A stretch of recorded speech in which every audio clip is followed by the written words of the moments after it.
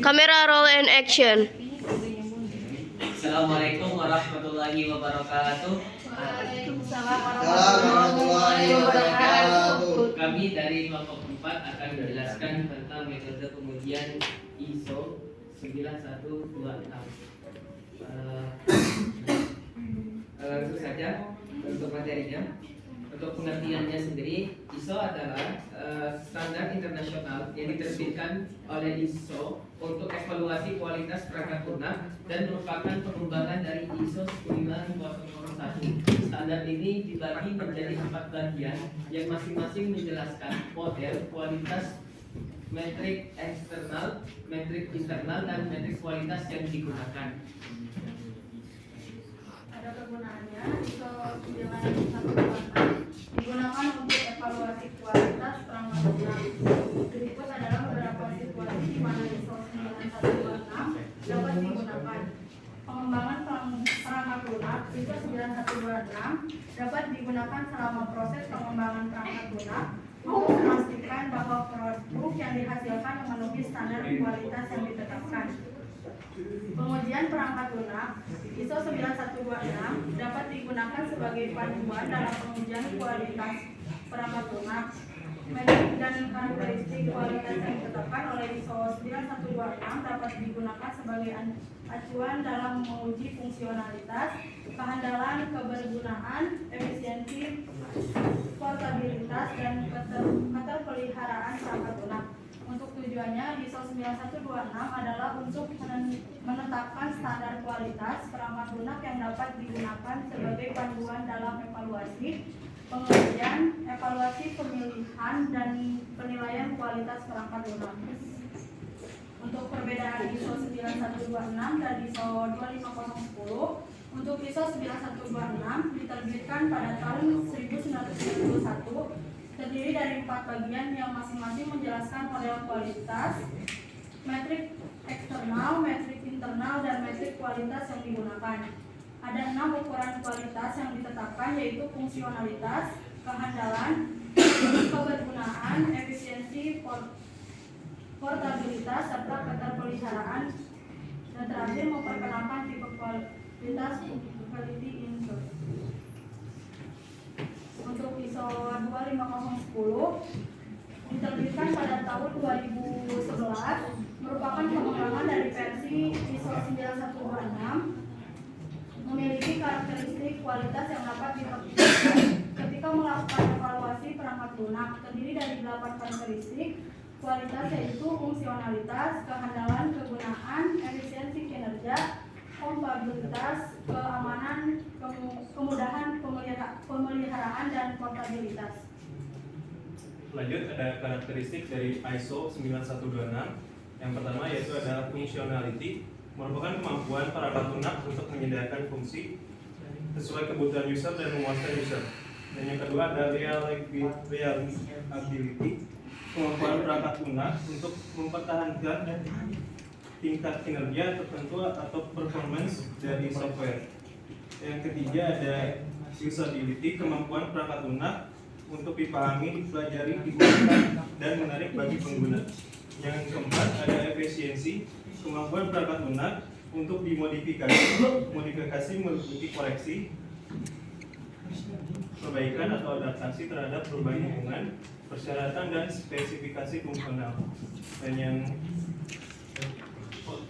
yang keenam ada portability, kemampuan perangkat lunak untuk ditransfer dari satu lingkungan ke lingkungan lain, atau kemampuan software beradaptasi saat digunakan di area tertentu. Lalu dilanjut ada sub karakteristik functionality. Yang pertama ada suitability, kemampuan perangkat lunak untuk menyediakan serangkaian fungsi yang sesuai untuk tugas-tugas tertentu dalam dan tujuan pengguna. Yang kedua ada akurasi, kemampuan perangkat lunak dalam memberikan hasil yang presisi dan benar sesuai dengan kebutuhan. Yang ketiga ada security, kemampuan perangkat lunak untuk mencegah akses yang tidak diinginkan, menghadapi penyusup atau hacker, maupun otorisasi dan dalam modifikasi data. Yang keempat ada interoperability, kemampuan perangkat lunak untuk berinteraksi dengan satu atau lebih sistem tertentu. Lalu yang kelima ada compliance, kemampuan perangkat lunak dalam memenuhi standar dan kebutuhan sesuai peraturan yang berlaku. Yang kedua ada karakteristik dari reliability. Yang pertama ada maturity, kemampuan perangkat lunak untuk menghindari kegagalan sebagai akibat dari kesalahan dalam perangkat lunak. Yang kedua ada fault tolerance, kemampuan perangkat lunak untuk mempertahankan kinerjanya jika terjadi kesalahan perangkat lunak. Yang ketiga ada recoverability, kemampuan perangkat lunak untuk membangun kembali tingkat kinerja ketika terjadi kegagalan sistem, termasuk data dan koneksi jaringan. Oke, selanjutnya ada subkarakteristik flexibility. Untuk yang pertama ada understandability, kemampuan perangkat lunak dalam kemudahan untuk dipahami. Untuk yang kedua ada learnability, kemampuan perangkat lunak dalam kemudahan untuk dipelajari. Untuk yang ketiga ada operability, kemampuan perangkat lunak dalam kemudahan untuk dioperasikan. Untuk yang terakhir ada activeness, kemampuan perangkat lunak dalam menarik pengguna. Dan selanjutnya ada subkarakteristik efisiensi. Untuk yang pertama ada child behavior, kemampuan perangkat lunak dalam memberikan respon dan waktu pengolahan sesuai saat melakukan fungsinya. Untuk yang kedua adalah resource behavior, kemampuan perangkat lunak dalam menggunakan sumber daya yang dimiliki untuk ketika melakukan fungsi yang ditentukan.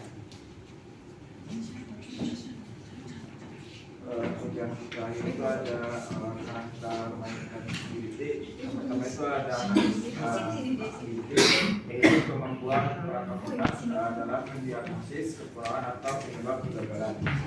Yang kedua itu ada ability, yaitu kemampuan perangkat lunak untuk identifikasi tertentu. Terus yang ketiga itu ada stability, yaitu sebuah kemampuan perangkat lunak untuk meminimalkan efek tak terduga dari modifikasi perangkat lunak. Untuk yang terakhir itu ada testability, yaitu sebuah kemampuan perangkat lunak untuk dimodifikasi dan divalidasi perangkat lunak lainnya. Untuk selanjutnya itu ada portability. Pertama itu ada adaptability, yaitu kemampuan perangkat lunak untuk diadaptasi pada lingkungan yang berbeda-beda. Terus yang kedua itu ada instability, yaitu kemampuan perangkat lunak untuk diinstal dalam lingkungan yang berbeda-beda. Terus yang ketiga ada persistency, yaitu kemampuan perangkat lunak untuk berdampingan dengan perangkat lunak lainnya dalam suatu lingkungan dengan berbagai sumber daya. Terus yang keempat ada reliability, yaitu kemampuan perangkat lunak untuk digunakan sebagai pengganti perangkat lunak lainnya.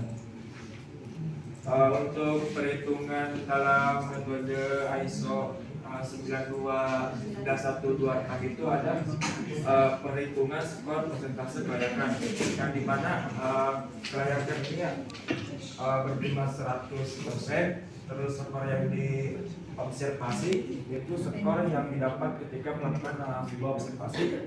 Terus dibagi skor yang diharapkan. Skor yang dapat itu kuesioner yang disampaikan dikali 100%. Untuk lebih jelasnya lagi, ada sebuah studi kasus yang menggunakan metode ISO 95126.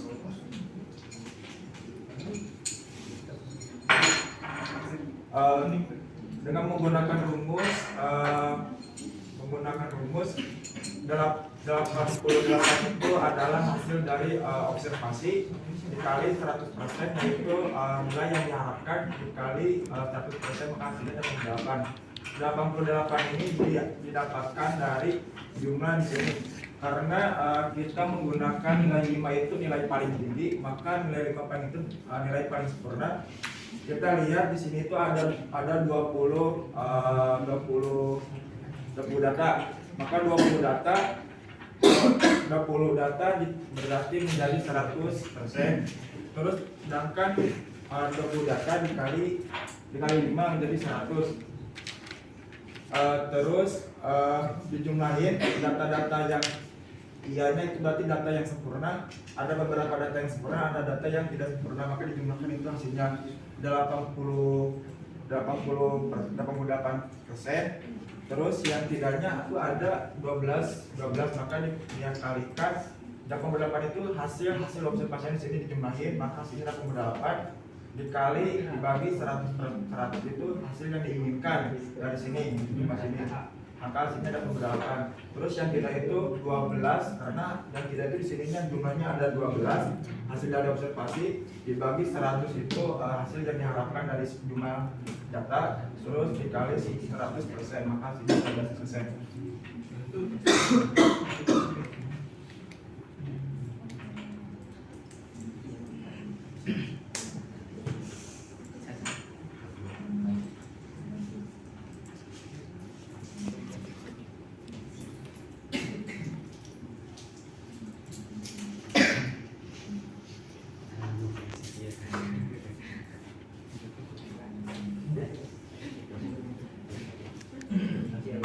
Jadi intinya tadi kan dijelaskan tadi di slide kita itu untuk metode ISO 9126 ini kan ada sub-subnya. Jadi yang dijelaskan Eris tadi itu baru satu sub. Nah, nanti ada sub yang lain yang dijelaskan dengan bobot poin itu kisaran 1 sampai 5. Bobot 1 sampai 5 itu adalah uji kelayakan apakah sistem itu baik atau sistem itu berfungsi atau tidak berfungsi. Nah, nanti ketika per subnya itu sudah mendapatkan kelayakannya berapa persen, nanti digabungkan baru dibagikan jumlah sub-sub yang telah ada gitu. Jadi di total bisa kita tentukan oh sistem ini layak digunakan atau tidak, seberapa persen sih sistem ini digunakan atau baik digunakan gitu. Mungkin itu saja yang bisa kami sampaikan. Sebelum kami tutup, dari rekan-rekan semua ada pertanyaan? Kita batasi 2 orang. Pertanyaan?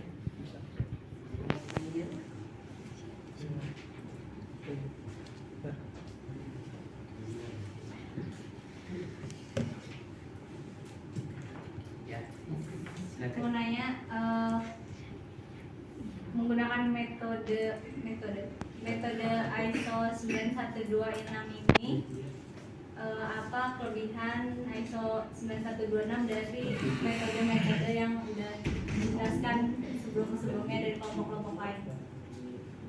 Mungkin kelebihan dari metode ISO ini dengan metode-metode sebelumnya itu kan di metode ISO ini kan ada 6 tools. Nah, setiap tool ini memiliki perannya masing-masing ketika melakukan pengujian sistem. Nah, contohnya tadi di pertama itu ada beberapa rumus yang digunakan untuk melihat apakah sistem ini berguna atau tidak.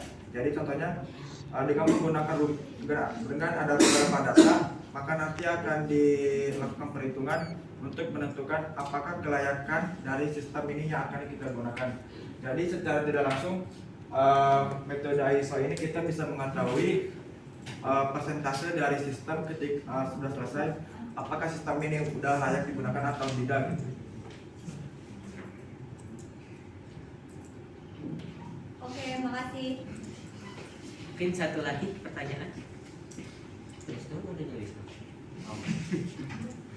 Ada lagi Kak, satu lagi.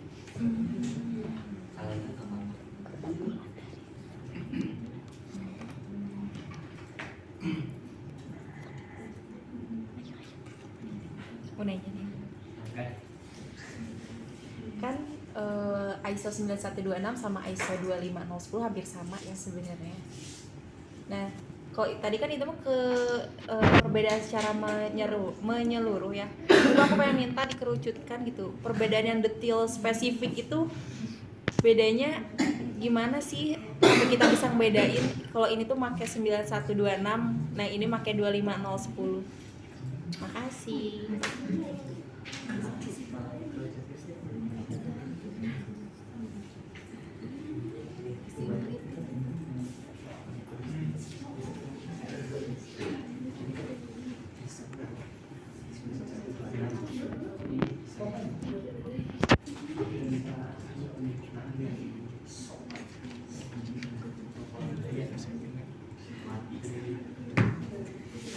Izin menjawab ya, mungkin dari segi perbedaan ya, ISO 9126 dengan ISO 25010. Itu dari yang pertama itu mungkin dari tahun penerbitnya ya, karena yang paling awal itu adalah ISO 9126. ISO 9126 juga penyempurnaan dari sebelumnya juga, dan juga ada juga beberapa kualitas yang ditetapkan ya, tadi yang seperti di depan ini ada fungsionalitas, terus reliability, terus usability, terus portability dan maintainability, dan juga untuk bedanya dengan ISO 25010 ini versinya terbaru, dan juga ini pengembangan dari ISO 9126. Jadi pengembangannya jadi lebih dikembangkan lagi, lebih bagus lagi dibandingkan ISO 9126. Dan juga ini tergantung dari segi pemakaian sistem ya, gitu. Mungkin sistem ini cocoknya gimana? Itu aja sih. Jadi mending sekarang kita pakai ISO 25010 dong. Ya. Kalau ISO 25010 itu kan lebih banyak ya sub-subnya. Kalau mungkin di situ sistemnya nggak terlalu berat mungkin, atau tidak terlalu terperinci, bisa menggunakan ISO 9126. Ini juga ya sama-sama ya standar internasional. Berarti sekarang 9126 udah nggak dipakai? Masih ada. Cuman sistemnya yang nggak terlalu dalam. Ada puas? Mungkin itu saja penyampaian dari tempat. Apabila ada kekurangan dan kelebihannya, kami mohon maaf. Kami akhiri. Wassalamualaikum warahmatullahi wabarakatuh.